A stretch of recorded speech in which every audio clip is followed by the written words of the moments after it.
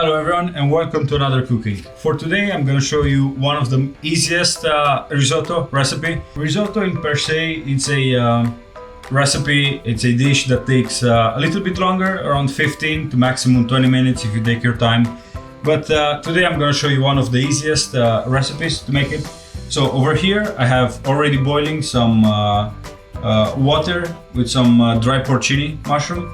This is going to be the water that I'm going to use for the risotto. So today I'm going to make a porcini risotto, even though there is not fresh porcini, but the dry ones are quite good as well. To start with, I have a leftover leek, so I'm just going to use this one. I could easily get a new one, but why not? Let's just use the green part of it. I have some rice, some risotto rice over here, a little bit of parmesan. I'm gonna use some herbs, a little bit of butter, and some strong alcohol, and that's it. Switch on the fire to your pan. For risotto, it's ideal to use a pan that has high edges, but I don't have that pan, so I'm just gonna use a regular frying pan. It's gonna do the trick. Now, I'm gonna cut the leeks in half. Take the outside part. You can just save it for later, for stock maybe, or for whatever thing you might want to use it. So I'm not going to throw it away. With this one, I'm just going to cut them very finely. So for this preparation, you want to have a very finely chopped onion. There you go. I think that should be enough. So right now, I'm just going to make one portion for myself, and this amount of onions is just perfect. The rest of it, I'm gonna save it for later and maybe make a veg stock. I'm gonna add a drizzle of olive oil. And then I'm going in with my leeks. So for this one, you can use whatever onions you have in the house. It happened that right now I have leeks, so I'm just gonna use those ones. Oil in, leeks in. Next step, add some salt. This is gonna help to release water, so they are not gonna burn and become brown. And just mix them around a little bit. Let them fry on slow heat. In the meantime, my stock is boiling, so I'm just gonna shut the fire. You want it hot, but you don't need to have it boiling. That's just gonna evaporate your stock and you're gonna have little quantity. So, the onions are frying. I'm gonna let them fry for just about half a minute, not longer than that. There you go.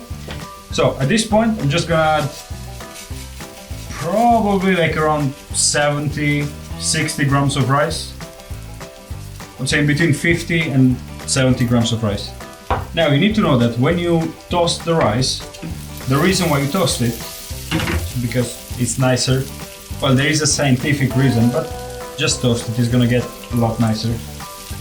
So we are toasting the rice. Just move it around a little bit. You can see that your rice is getting toasted when it becomes translucent, so you can almost see through it.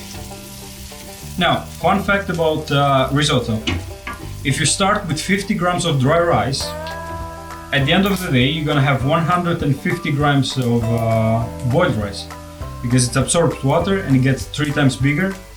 So if you want to make a 300 gram portion of rice, it will be just enough, around 100 grams of dry rice. That's just a fun fact. Now, once the rice is toasted, you need to add the white wine. I do not have white wine, and I will just add some rum. It doesn't really matter the alcohol that you add in it. It depends on, I usually like to add whatever alcohol I have in the house, or if I'm traveling somewhere, I love to use just local rice, local alcohol. There you go.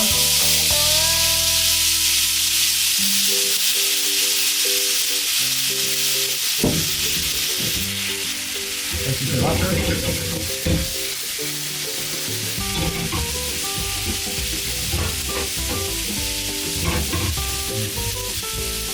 After it evaporates, just take a ladle of stock.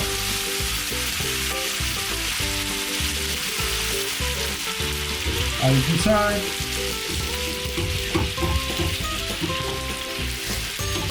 And right now is the waiting part.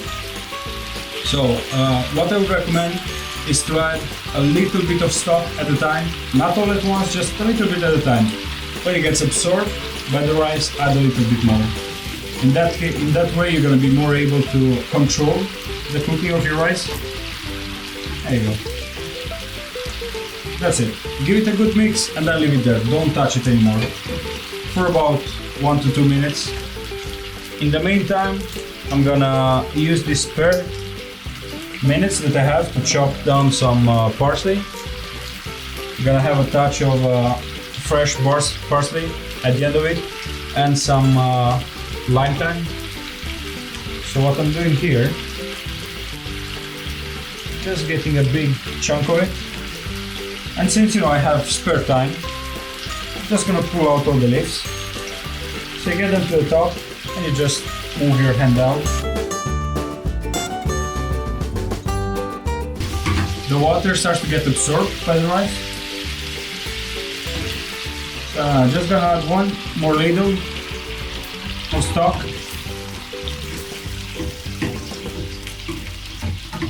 Give it a good mix and then let it rest, let it cook. The risotto is almost ready. Right now it's nice and al dente. When it's al dente, this is the moment when you stop adding the stock to it. And we're gonna start adding some butter, we're gonna start adding some oil, some parmesan, so we're gonna give the fat to it. There you go. Now, I have my herbs here that I picked earlier. I'm just gonna give them a rough chop. And keep them here on the side. There you go. Now, the risotto is almost done. So, at this point, I'm gonna shut the heat.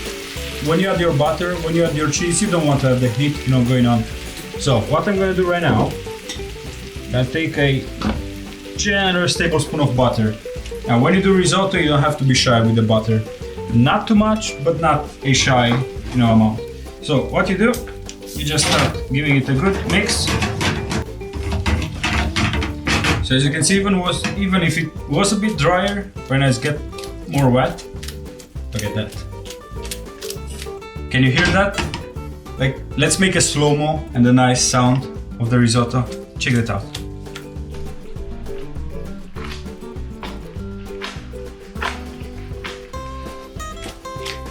Yeah, that's the sound of love. Love. Now, we added some butter. We're gonna go with a generous grate of parmesan. Mix it a little bit more. Add just a tiny bit of stock extra because I want it runny. So when you are doing the risotto, you have to make it slightly runnier than usual. In that way, when you're gonna plate it up, the time you're gonna bring it to the table, it's gonna absorb that little bit of water that you have at the end, and it's gonna be perfect. Otherwise, by the time you go with it at the table, it's gonna get dry. Now we add our herbs in it. Oh, look at that. Oh my. I really wish you could smell the fresh herbs that get emulsified with the risotto and with the butter and with the cheese and everything.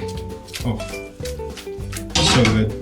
And as a final touch, I'm gonna add a drizzle of olive oil. I highly recommend to add raw olive oil to any preparation you do at the end. It's just gonna add that olive oil taste to it, so it's gonna be a lot better. And there you go, our risotto is ready. I'll take my risotto.